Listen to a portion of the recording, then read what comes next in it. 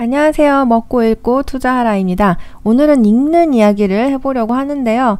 오늘은 존 캐리루의 배드 블러드라는 책을 소개해 보려고 해요. 이 책의 부제는 테라노스의 비밀과 거짓말이라고 되어 있습니다. 원래 이 책을 어젯밤에 읽기 시작해서 주말 내내 읽으려고 했는데 너무 재미가 있고 페이지가 술술 넘어가서 이 책을 읽다가 밤을 샜어요.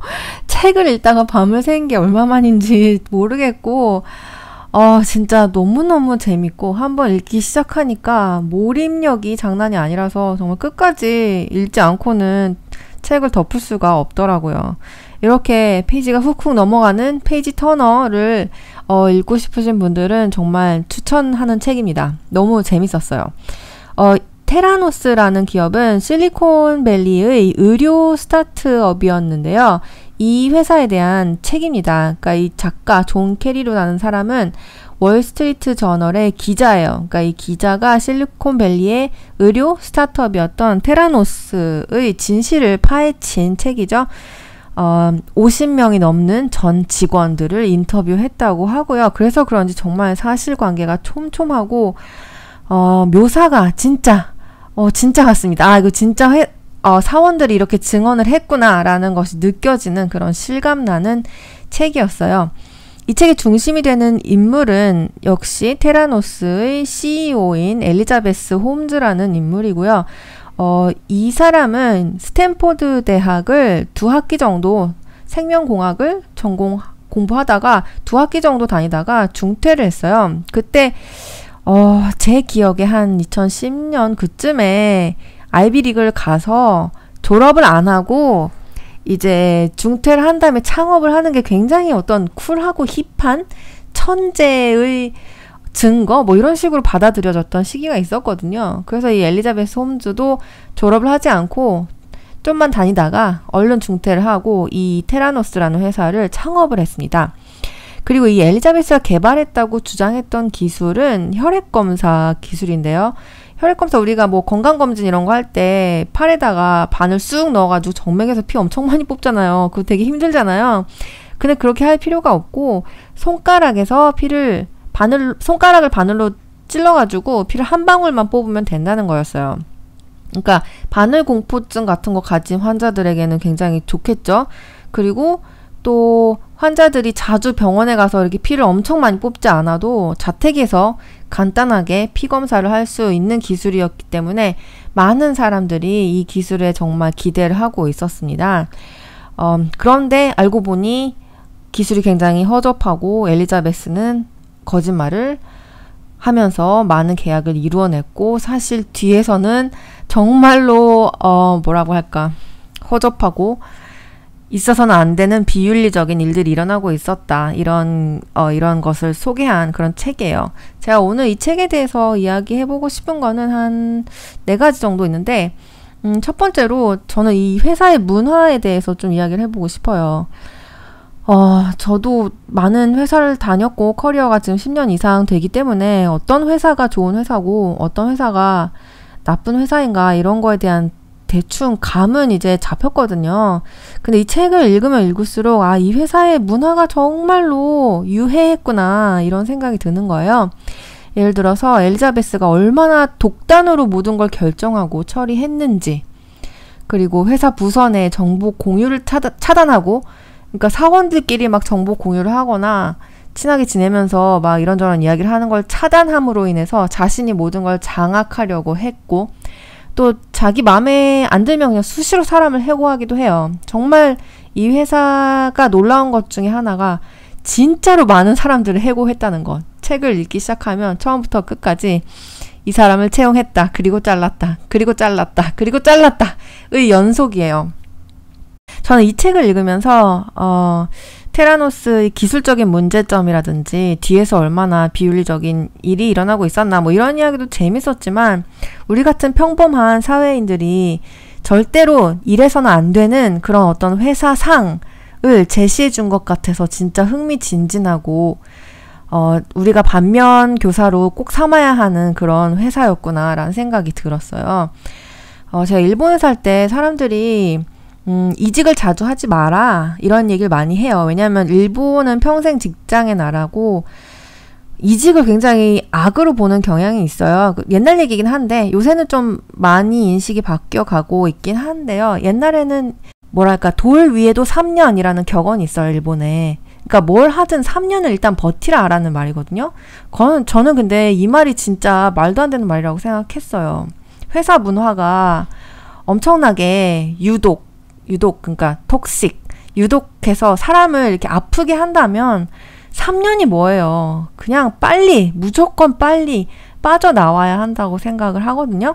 이 책에도 한 사원이 우울증으로 자살한 사례가 나오거든요. 이렇게 해로운 회사의 문화는 사람을 죽일 수도 있어요.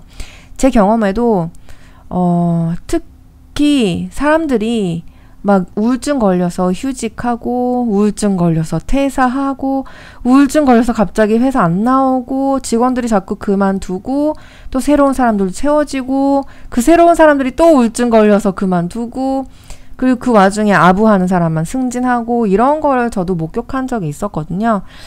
아무리 커리어가 중요하다고 해도 우울증에 한번 걸리면 정말 낫기가 쉽지 않거든요. 그래서 이런 회사를 만나면 우리 회사가 진짜 이런 해로운 문화를 가지고 있구나 이런 인식이 서면 정말 빨리 도망을 나와야 되는 건 아닐까 이런 생각을 했습니다. 이 책을 읽으면 유해한 회사라는 것은 무엇인가에 대한 아이디어를 정말 많이 얻을 수 있어요. 정말 많은 공부가 됩니다. 사회 초년생들은 회사가 이상하다라고 생각하기보다는 내가 너무 예민한 거 아닌가? 내가 이상한 거 아닌가? 참아야지. 내가 참아야지. 이렇게 생각하는 경우가 있는데, 외부에서 봤을 때, 정말 말도 안 되는, 그러니까 막 우울증으로 사원들이 회사 안 나오고, 이런 상황은 정말 말도 안 되는 거다. 이런 상황은 빨리 빠져나와야 할 유해한 회사의 문화이다. 이런 거를 알 수가 있어요. 두 번째로, 베이퍼웨어에 대해서 이야기를 해보고 싶어요. 거의 책의 마지막 부분에 나오는 이야기인데요. 인용을 해보면 베이퍼웨어는 1980년대 초반에 생긴 용어로 컴퓨터 소프트웨어나 하드웨어 분야에서 새로운 제품이 미리 발표되어 엄청난 주목을 받지만 실제로 출시되기까지는 여러 해가 걸리거나 결국 출시되지 못하는 현상을 일컫는다. 이는 컴퓨터 업계의 빠르고 느슨한 마케팅 경향을 반영한 용어다. 마이크로소프트, 애플, 오라클은 모두 한때 이 관행에 가담해 비난을 받았다. 이러한 과장된 마케팅은 실리콘밸리를 정의하는 특징이 되었다. 저 무슨 말인지 잘 알 것 같아요. 저도 이걸 당해본 적이 있거든요. 인디고고라든지 킥스타터 이런 기업 아시죠? 한국에선 텀블벅 이런 기업이 있긴 하지만 약간 좀 성격이 달라요. 제가 알기로 텀블벅은 책이라든지 그런 걸 낼 때 초기 투자금을 모으기 위해서 많이 쓰는 플랫폼이고, 인디고고나 킥스타터에서는 이렇게 혁신적인 상품을 만들어 팔겠다라고 나선 그 제조업의 혁신을 하겠다고 나섰던 사람들이 엄청 많았어요. 저도 한 10년쯤 전에 리토라는 시계를 백업한 적이 있었거든요. 한 $120 정도를 냈죠. 그러니까 백업이라는 것은 투자가 아니고 이 돈을 내가 니들한테 보내줄 테니까 이 돈으로 맘대로 상품 개발을 해봐라. 그리고 완성되면 시계를 하나 보내줘. 이런 컨셉이죠. 그게 어떤 상품이었냐면은 시계에 이제 조그만 프로젝터 같은 게 달려 있는 거예요. 그래서 그 프로젝터로 시간이라든지 날짜 이런 핸드폰으로 연동을 해가지고 핸드폰으로 문자가 오면 그 문자도 이렇게 손으로 쏘아주는 거예요. 그러니까 되게 시계를 차고 있는데 손에 그 프로젝터로 쏘아준 시간 숫자가 이렇게 표시가 되는 거죠. 그러니까 컨셉만 봤을 때는 되게 너무너무 예쁘고 너무 멋있어 보였어요. 근데 제가 여기에 백업을 한 $120 정도 하고 이후로 몇 번 저희가 열심히 만들고 있어요 라는 이메일이 몇 통 오긴 왔어요. 근데 지금은 연락이 뚝 끊겨버리고 이제는 진행이 안 되는 것 같아요. 근데 이렇게 소액으로 돈을 잃어본 거는 좋은 경험이었다고 생각을 해요. $120면 그게 아주 큰 돈 아니잖아요. 그러니까 이 경험으로 인해서 저는 컨셉, 컨셉이라는 것에 이제 의심을 가지게 되었어요. 예를 들어서 최근에 니콜라라는 기업이 있었잖아요. 니콜라가 우리는 수소차 컨셉트가 있다 이랬을 때도 컨셉이 있는 거랑 그게 실제 개발되어서 유통되는 데까지는 정말 억만광년의 차이가 있다. 이거를 제가 그 프로젝터 시계의 경험에서 잘 알았기 때문에 경계의 눈으로 보고 있었고, 역시나 얼마 되지 않아서 공매도 세력들에게 니콜라의 차는 진짜로 기술이 있는 게 아니고 언덕에서 굴린 거다 뭐 이런 공격을 받고 있죠. 이 책에서 소개하는 테라노스도 전형적인 이 베이퍼웨어, 그러니까 아이디어랑 컨셉 그리고 약속이 상품 개발보다 앞서갔던 거예요. 그러니까 제가 이 책을 읽으면서 생각했던 거는 이들이 하겠다고 나선 거, 그러니까 적은 혈액으로 많은 혈액 검사를 하겠다라고 했던 게 전부 다 허황된 건 아니라는 거예요. 오히려 장기적으로 투자를 하고 기술 개발을 이렇게 지속적으로 점진적으로 해 나갔으면은 어느 정도는 구현이 될 수도 있는 부분도 많았다고 봐요. 근데 엘리자베스는 굉장히 스티브 잡스에 경도되어가지고 무조건 예쁘고 무조건 막 이렇게 새끈하게 뽑은 머신을 만들어야 된다고 막 우겼고, 기술적인 디테일을 잘 이해하지 못하면서 엔지니어들을 괴롭혔던 정황이 나옵니다. 인용을 해보면 엘리자베스가 제시한 임의의 크기에 맞추기 위해 처음부터 새로운 기계를 제작하는 대신 그레그는 그들이 소형화하려는 기계의 규격품을 구매하고 새로이 결합하여 전체 시스템이 어떻게 작동되는지 보는 것이 낫겠다고 생각했다. 일단 작동 가능한 원형을 제작한 후 크기를 축소할 방법을 고민해야 한다고 생각했다. 시스템의 크기를 먼저 제한해 놓고 그 후에 작동법을 고민하는 것은 주객이 전도된 발상인 것 같았다. 하지만 엘리자베스는 한치도 물러서지 않았다. 이거 너무 합당한 생각이죠. 그러니까 사이즈를 만들어 놓고 거기에 꾸겨 넣는 게 아니고 일단 시스템을 구현을 해본 다음에 그 다음에 사이즈를 줄여 나가자. 이거 너무나 합리적인 엔지니어링의 방법인데 무조건 작아야 한다, 예뻐야 한다 이렇게 물러서지 않았던 거죠.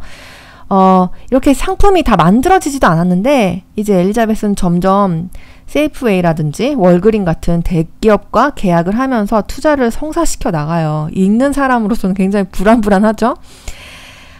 근데 제가 산 프로젝터 시계 그거 결국 못 만든 건지 아니면은 처음부터 작정하고 사기친 건지는 잘 모르겠지만 저는 돈 $120 날렸지만 돈 $120만 날리고 끝난 거예요. 근데 테라노스가 만들겠다고 했던 의료기기는 다르죠. 의료는 또 이야기가 다르잖아요.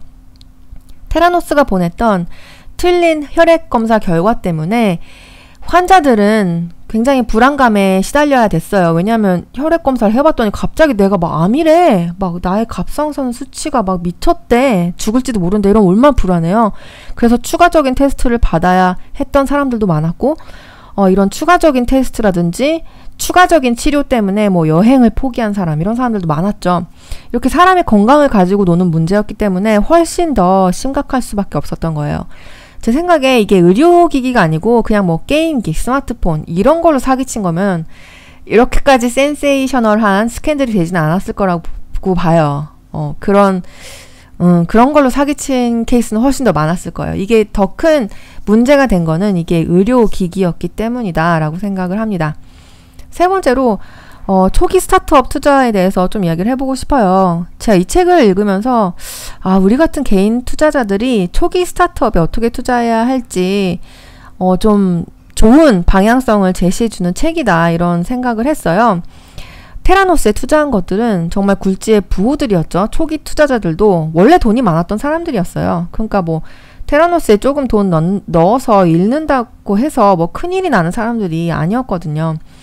전 특히 루퍼트 머독의 케이스가 굉장히 인상이 남았는데요. 루퍼트 머독은 유명한 사람이죠. 뭐 미디어의 제왕이라고도 불리고 월스트리트 저널이라든지 뭐 폭스 이런 뭐 미디어 대기업을 다 갖고 있는 사람이잖아요. 이 루퍼트 머독은 엘리자베스에게 매료돼요. 엘리자베스가 정말 루퍼트 머독을 설득을 잘해서 1억을 선뜻 투자합니다. 1억 원이 아니고 1억 달러, 그러니까 1200억 원 정도를 선뜻 투자를 해요. 근데 테라노스가 사기라고 밝혀지고 나서 이제 투자자들이 뭐 소송을 하네 마네 하면서 난리를 쳤을 때 이 루퍼트 머독은 진짜 쿨식하게 1억 달러 잃었다, 이렇게 손실 처리를 딱 하고 세금을 낮췄다고 해요. 그러니까 전 자산이 120억 달러였기 때문에 1억 정도의 손실을 보고도 뭐 딱히 그렇게 아프지 않았던 거죠. 그러니까 이렇게 지금 컨셉만 있다, 목업 디자인만 있다, 아이디어만 있다, 이런 기업은 진짜 한 100억 있는 사람들만 이런 데 투자를 해야 되는 거고, 저희처럼 이렇게 소중한 시드머니 막 1000만 원, 5천만 원 막 이런 걸로 투자하는 사람들은 잃지 않는 투자를 해야 돼요. 제가 요새 니콜라라든지 뭐 나녹스 같은 거 굉장히 시끄러운데 이런 비윤리적인 기업들이 자꾸 생겨나는 이유는 투자자들의 탐욕 때문이기도 하다고 생각을 해요. 그렇기 때문에 우리가 이 껍질만 보지 말고 너무 초기 스타트업부터 뭐 100배, 1000배 다 먹을 거야 이런 마음을 가지지 말고 현실적인 곳에 투자를 했으면 좋겠다, 이런 생각을 해보았습니다. 네 번째로 스토리의 힘에 대해서 생각을 해봤어요.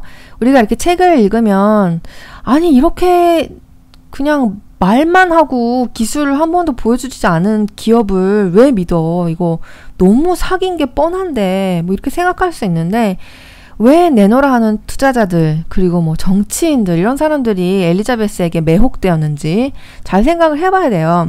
그러니까 엘리자베스가 설득에 굉장히 능하고 남들을 조종하는 것에 능숙한 어떤 소시오패스 스타일이었다는 것은 책의 곳곳에 묘사가 되어 있긴 한데요. 근데 속는 사람들은 왜 그렇게 쉽게 속았나, 이걸 생각을 해보면 세상 사람들이 너무 듣고 싶어 했던 이야기를 엘리자베스가 이렇게 보여줬기 때문이 아닐까 싶어요. 그러니까 스탠포드를 퇴학하고 창업을 한 천재 스타일에다가 스티브 잡스를 동경하면서 이렇게 검은 터틀넥을 입고 다니고 의료의 실리콘밸리의 힘으로 혁신을 가져오겠다, 이렇게 말하는, 그리고 젊고 아름다운 파란 눈의 여성, 이걸 보는 사람들의 느낌이 어땠을까 생각을 해보게 되는데요. 뭔가 자신들의 이 판타지를 충족시켜주는 것 같고 그런 어떤 빨려드는 느낌 같은 게 있었을 거예요. 그래서 저는 엘리자베스가 남성이었다면 일의 양상이 어떻게 달랐을까 하는 생각도 해보았는데요. 솔직히 많이 달랐을 것 같아요. 그 올려칠 때도 어떤 이 미디어의 자극적인 먹잇감으로 소비를 했고, 후려칠 때도 더 신나게 패는 거죠. 내가 그럴 줄 알았다 이러면서. 이렇게 우리는 믿기 힘든 너무 비현실적으로 좋은 얘기를 마주했을 때 그 이야기만 홀랑 믿지 말고 그걸 검증할 수단을 찾아야 된다고 생각을 합니다.